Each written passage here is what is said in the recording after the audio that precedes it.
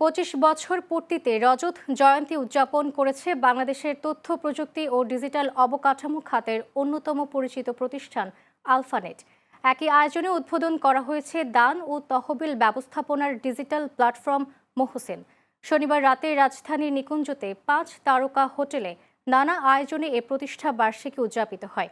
বক্তারা বলেন, এআই প্রযুক্তির সঠিক ব্যবহার করে কর্মসংস্থান না কমিয়ে আরও বাড়ানোর জন্য আলফানেট কাজ করে যাচ্ছে।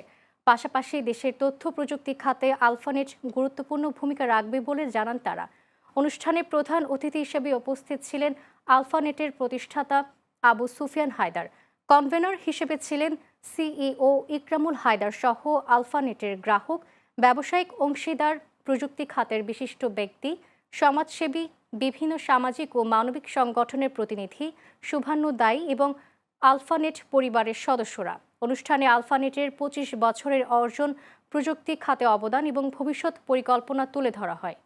আমাদের ভবিষ্যৎ পরিকল্পনা পুরোপুরি এআই এর সাথে সম্পৃক্ত। বাংলাদেশে এআইকে কীভাবে সঠিকভাবে ব্যবহার করা যায় এবং এআইয়ের মাধ্যমে কর্মসংস্থান না কমিয়ে কীভাবে আরও কর্মদক্ষতা বাড়ানো যায়, কর্মক্ষমতা বাড়ানো যায় এবং আমাদের প্রোডাক্ট এবং সার্ভিসের কোয়ালিটি আরও বাড়ানো যায়, সেটা আমাদের লক্ষ্য।